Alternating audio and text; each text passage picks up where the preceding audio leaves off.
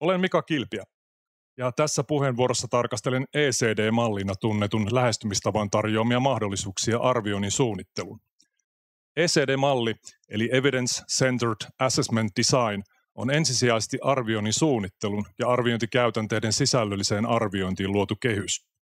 Malli painottaa nimensä mukaisesti näyttöön perustuvan päättelyn roolia tietämisen ja osaamisen arvioinnissa. Arviointia siis voidaan ajatella näyttöön perustuvana päättelynä. Opettaja tekee päätelmiä oppijan tietämyksestä ja osaamista oppijan sanomisten, tekemisten ja muiden suoritusten perusteella, tunnistaakseen oppimista ja optimoidakseen oppimisprosesseja.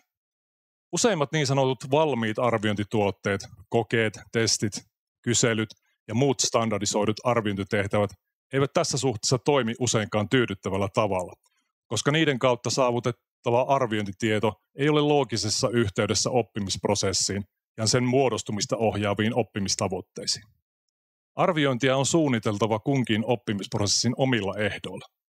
Opettajan on toisin sanoen suunniteltava sitä, millaisia päätelmiä hän haluaa tehdä oppimisesta, millaisia havaintoja hän tarvitsee näiden päätelmien perustelemiseksi ja millaiset tilanteet tuovat esiin tätä havaintoaineistoa parhaalla mahdollisella tavalla. Arviointitapahtumassa siis reagoidaan havainnoinnin, keskusteluin ja muiden näyttöjen kautta syntyvään informaation oppimisprosessia tukevalla ja oppimisen mahdollisuuksia optimoivalla tavalla. Miksi me arvioimme? Opettaja arvioi oppimisen lopputuloksen tunnistamiseksi. Tämä on summatiivisen arvioinnin keskeinen tehtävä. Opettaja harjoittaa summatiivista arviointia saadakseen tietoa opetuksen onnistuneisuudesta suhteessa sille asetettuihin tavoitteisiin. Arviointi on kuitenkin myös mahdollisuus tukea oppimista kohti toivottuja päämääriä. Tämä arvioinnin muoto kulkee formatiivisen arvioinnin nimellä. Opettaja arvioi tukeakseen oppijan oppimistoimintaa sekä siihen liittyvää itsesäätelyosaamista tavoiteperustaisesti ja tietyssä oppimisyhteydessä. Kysymys on siis oppimista itseään varten tapahtuvasta arvioinnista, jossa myös oppija voi käyttää arviointitietoa oman oppimisensa edistämiseen, jos tähän todella on mahdollisuus. Arviointi on suunniteltu työväline sellaisen aineiston tai näytön tuottamiseksi, jonka pohjalta opettaja voi tehdä luotettavia päätelmiä siitä, mitä oppilaat ja opiskelijat tietävät ja osaavat, ja näin opettaja voi suunnitella ja ohjata opiskelutoimintaa eteenpäin. Opettajan arviointiosaaminen on tässäkin mielessä ratkaisevassa osassa. Opettajan on ratkaistava se, mitä hän arvioi ja millä tavalla. Hänen on ymmärrettävä ja osattava tulkita sitä, millaiset havainnot edustavat näyttöä juuri tietyllä tavalla ymmärretyn osaamisen suhteen. Tehtävät, kokeet, näyttötilanteet ja muut arviointitavat on toisin sanoen suunniteltava niin, että ne paljastavat oppimista ja osaamista juuri halutussa muodossa. Arviointia tulee suunnitella osana oppimisprosessien suunnittelua, erityisesti formatiivisen arvioinnin mielessä. Ainoastaan oikea-aikainen oppimisprosessin yhteydessä tapahtuva arviointi toimii formatiivisessa mielessä tarkoituksenmukaisella tavalla. Jos arviointia tapahtuu pelkästään oppimisprosessin lopussa tai sen jälkeen, on oppijan vaikea enää muuttaa tai kehittää oppimisensa liittyviä ratkaisuja. Kokonaisuudessa arvio ei siis voi olla pelkästään saavutettujen oppimistulosten kontrollointia. Keskeinen kysymys onkin, millaisilla suunnitelluilla ratkaisuilla oppimisen arviointi voi muuttua oppimista ja sen laatua tukevaksi arvioinniksi. Arviointi vaikuttaa myös oppimiseen.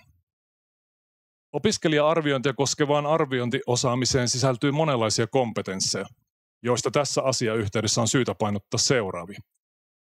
Opettajan tulee osata valita ja kehittää sopivia arviointitapoja omaa opetustaan koskevia päätöksiä varten. Opettajan tulee myös osata käyttää arviointitietoa, kun hän tekee yksittäisten opiskelijoiden oppimisen tukemista koskevia pedagogisia päätöksiä ja kehittää myös omaa opetustaan eteenpäin.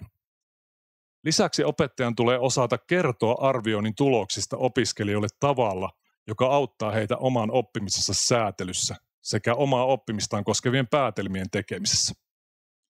Susan Brookhart on tuonut arviointia koskevissa puheenvuoroissa hyvin esiin sen, että olemme siirtymässä yhä opiskelijakeskeisempään pedagogiikkaan. Opettaja ei enää voi olla yksipuolisesti arviointitiedon kerääjä ja pedagogisten päätösten tekijä. Uudenlainen vuorovaikutteisempi arviointiosaaminen edellyttää, että opettaja osaa kommunikoida opiskelijoille, mitä saavutettu arviointitieto edustaa asetettuihin oppimistavoitteisiin nähden. Lisäksi opettajan tulee auttaa opiskelijoita käyttämään arviointitietoa niin, että he oppivat itse tekemään oikeita päätelmiä oppimisesta. Opiskelijat ovat tässä kuvassa viime kädessä arviointitiedon kuluttajia ja arviointipäätösten tekijöitä. Opettajan arviointiosaaminen on siis keskeinen pedagoginen taito. Tätä on korostanut muun muassa professori Päivi Atjonen, joka on kirjoituksissaan korostanut sitä, että arvioinnilla on voimakas oppimista suuntaava vaikutus. Ja arviointitapojen valinnalla opettajat vaikuttavat tietoisesti tai tiedostamattaan oppimistapahtumien luonteeseen. Arviointitavat siis heijastavat aina oppimiseen liittyviä odotuksia, ja opiskelijat kyllä tunnistavat tämän. Atjonen katsoo, että arviointi osaava opettaja tietää ja ymmärtää arvioinnin sekä opetuksen välisen yhteyden, ja toimii käytännössä tämän ymmärryksen nojalla. Tällainen osaaminen edellyttää arvioinnin perinteisten perustaitojen lisäksi myös vaihtoehtoisten arviointimenetelmien soveltamista. Esimerkkinä vaikkapa toiminnalliset kokeet, erilaiset näyttötapahtumat, osaamisen karttumista ilmentävät portfoliotyöt, suulliset koetilanteet sekä vertais- ja itseisarvioinnin hyödyntäminen. Tärkeintä on tuottaa sellaista arviointitietoa, jota voidaan hyödyntää formatiivisesti ja jota opiskelija voi myös itse käyttää oman oppimisensa ohjaamissa. Arviointi edellyttää julkilausuttavia päätelmiä siitä, millainen ja mihin suhteutettu suoriutuminen on halutun oppimisen kannalta hyvää ja oikean suuntaista. Jos tämä tuodaan selkeästi esiin erilaisten oppimistilanteiden yhteydessä, niin opiskelijan etenemistä ja suoriutumisen laatua koskevasta palautteesta ja ohjauksesta tulee merkityksellistä ja motivoivaa. Saavutettujen arviointitulosten tulee tarjota opettajalle asetettujen oppimistavoitteiden tukemisen kannalta tarkoituksenmukaista ja merkityksellistä informaatiota. Mikä tahansa loppukoe ei tätä vaatimusta täytä. Arviointi täytyy suunnitella ja integroida osaksi oppimisprosessia. Opettajan arviointia koskevat valinnat siis ohjaavat sitä, mikä näyttäytyy opiskelijoille oppimisessa tärkeänä tai keskeisenä. Arvioinnin avulla opettaja voi tietoisesti ohjata opiskelijoita keskittymään opiskelussaan tiettyihin asioihin sekä laadultaan tavoiteltuun oppimiseen, koska myös arviointi itsessään motivoi opiskelijoita onnistumaan omissa opiskeluponnisteluissaan. Lisäksi erilaiset arviointitavat ja oppimisen tarkistuspisteet mahdollistavat sen, että oppimisessaan eri tilassa olevilla opiskelijoilla on mahdollisuuksia tuoda esiin omaa oppimistaan ja saada siihen sopivaa, oikea-aikaista ja oikeassa muodossa sanallistettua tukea. Näin oppijalla on paremmat mahdollisuudet tehdä päätelmiä omasta oppimisesta. Olemme jo jonkin aikaa ymmärtäneet, että oppimiskäsitysten muovaantuminen on yhteydessä odotettuihin oppimissaavutuksiin. Se, mitä odotamme oppimiselta, ohjaa sitä, mitä oppimisesta ajatellaan. Ferenc Martonin tavoin oppiminen voidaankin jakaa uusintavaan ja uudistavaan kategoriaan.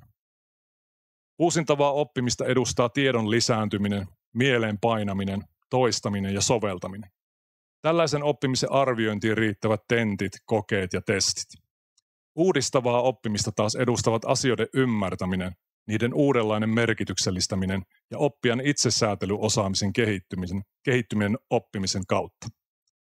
Tällaisen oppimisen tunnistamiseen ja tukemiseen soveltuvat erilaiset oppimistehtävät, näyttöportfoliot, reflektiotehtävät ja arviointikeskustelut.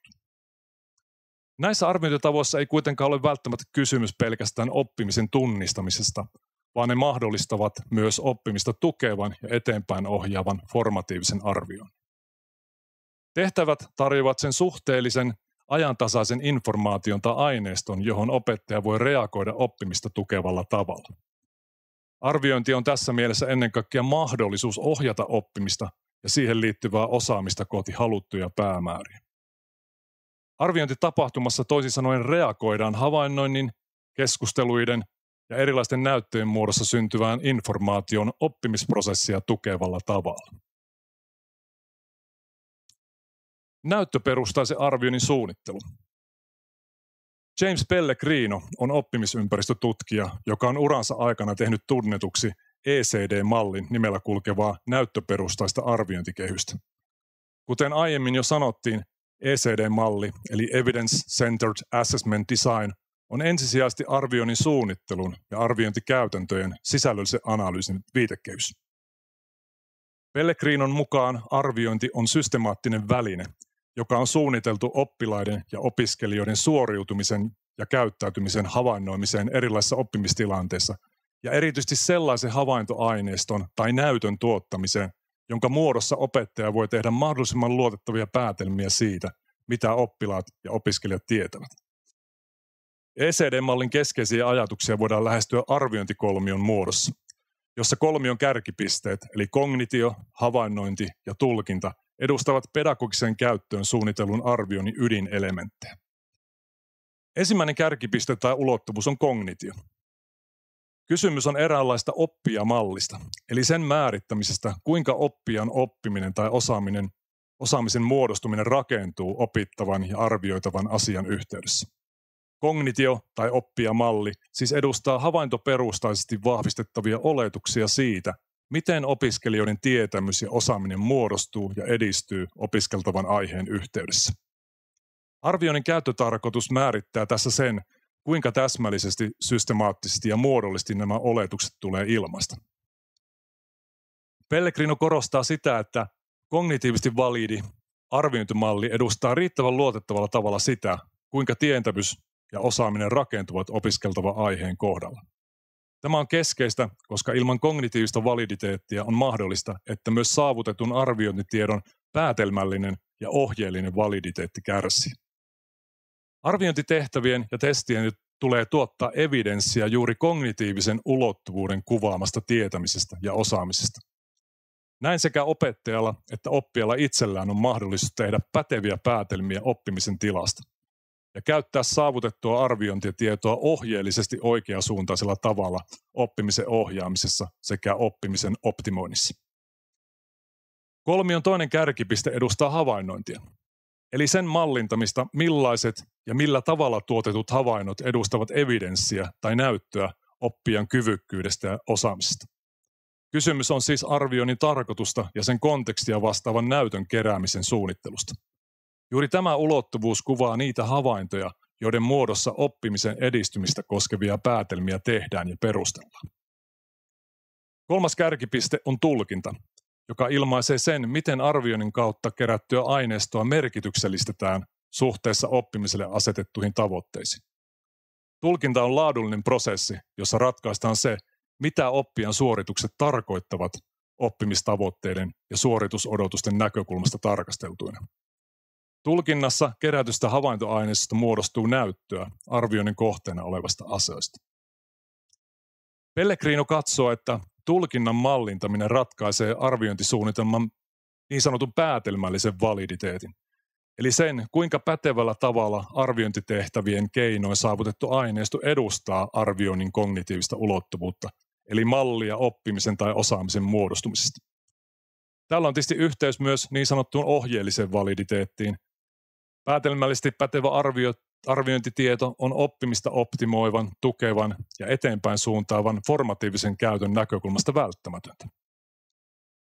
Pellegrinon mukaan arvioinnissa on siis kysymys prosessista, jossa tehdään evidenssin pohjalta tietämistä ja osaamista koskevia päätelmiä, nojautuen ymmärrykseen siitä, mitä jonkin asian tietäminen tai osaaminen on, ja miten tämä tietäminen tai osaaminen kehittyy. Kaikki ydinelementit, kognitio, havainnointi ja tulkinta, tulee ottaa huomioon oppimisprosessien yhteydessä tapahtuvan arvioinnin suunnittelussa. Nimensä mukaisesti ECD-malli korostaa evidenssiin pohjautuvaa arvioinnin suunnittelua. Arvioitavat oppimistavoitteet ilmaisevat mallin mukaan sen, mitä opiskelijoiden odotetaan tietävän ja osaavan, kun oppimista on saavutettu tai oppiminen edistyy. Evidenssi puolestaan koostuu mallissa siitä havaintoaineistosta, joka informoi opettajaa ja oppijaa oppimistavoitteiden edistymisestä. Evidenssin lähteenä toimivat ne arviointitehtävät ja oppimistilanteet, joiden kautta opettaja ja oppija voivat havaita tavoitteiden suuntaisen suoriutumisen tai käyttäytymisen ilmentymistä. Yhteenvetona voidaan sanoa, että ECD-mallin mukaisessa arvioinnissa on kysymys oppimisprosesseihin upotetusta, oppimistavoitteisiin peilaavasta ja selvästi näyttöperustaisesta toiminnasta, joka suunnitellaan tuottamaan oppimistoimintaa ja oppimisen itsesäätelyä ohjaavaa ajantasaista tietoa, ja jossa erilaisilla ratkaisuilla ja järjestelyillä syntyvää arviointitietoa hyödynnetään oppilaan oppimistoiminnan vahvistamiseksi ja oppimisprosessien optimoimiseksi. Arviointitapojen tehtävänä on mahdollistaa juuri se evidenssi, jota opettaja tarvitsee odotusten mukaisen oppimisen tukemiseen. Arviointitiedon keräämiseen käytettäviä tehtäviä ei voi suunnitella tai valita ennen kuin on ratkaistu se, millaista evidenssiä tarvitaan oppimisen edistymistä koskevien väitteiden vahvistamiseksi juuri kyseisen oppimisprosessin yhteydessä. Tehtävien tulee tuottaa juuri tämä evidenssi, ja samalla niiden tulee mahdollistaa se, että oppijat voivat demonstroida niiden välityksellä oppimisensa edistymistä. Jos ECD-mallia halutaan avata joukoksi ohjeita, niin ohjeistukset voisivat olla seuraavanlaisia. 1. Identifioi oppimiseen liittyvät kohdesuoritukset ja suoritusodotukset eli oppimistavoitteet. 2. Jäsennä edistysaskeleet tai saavutusvaiheet, joiden avulla oppijat voivat seurata oman oppimisensa edistymistä. 3. Tee analyysi aihealueeseen liittyvistä ydinideoista, prosesseista ja käsitteistä. 4.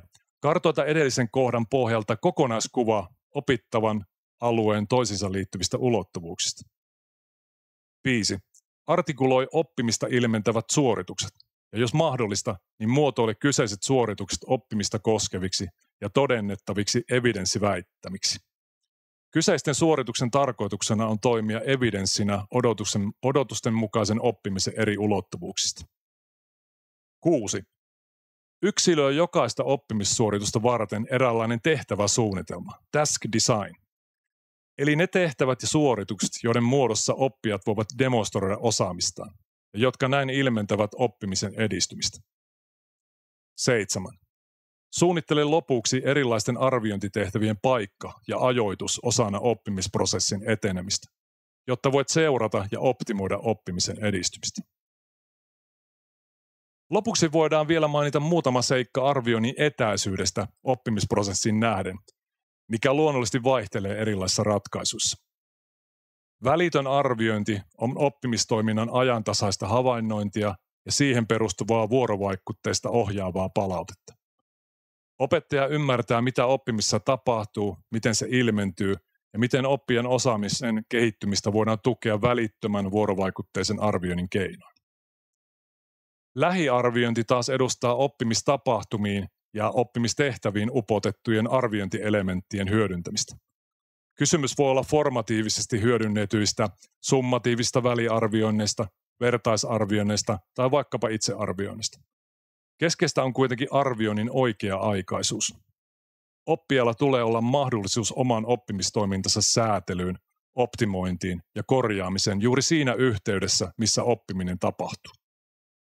Toisaalta lähiarviointi voi viitata myös opetussuunnitelmaperustaiseen arviointiin, joka tapahtuu ajallisesti jo suhteellisen etäällä varsinaista oppimisprosessista. Kysymys on yleisesti opiskelijan oppimista tai suoriutumista ennustavasta arvioinnista, jossa erilaisia summatiivisia kokeita tai testejä hyödynnetään eteenpäin katsovalla tavalla. Esimerkkinä vaikkapa harjoituskoe ennen varsinaista ylioppilaskirjoitusta. Loppujen lopuksi. Oppimisen arviointi on oppijan tukemista luotettavan arviointitiedon avulla, unohtamatta opettajan mahdollisuutta kehittää omaa opetustaan.